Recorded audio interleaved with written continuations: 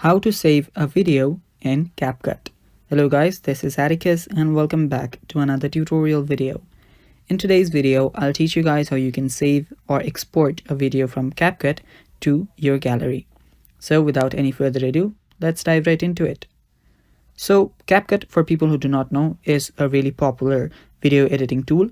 You can easily edit videos, you can cut videos, you can trim it, and yeah, you can just basically edit a video. So for that, you'll first need to have the CapCut app. You can get it from your App Store or Play Store. Now you can start a new project and import video from there. It's really simple.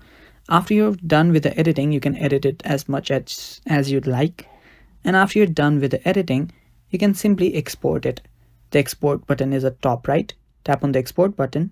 So after you tap on export, it should start exporting, and now it is saved in your gallery.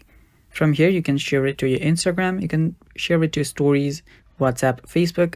And yeah, that is basically all. That is how you export or save a video from CapCut to your gallery. Thanks for watching, guys. That is all for today's video. Stay tuned for more, and bye-bye. Take care.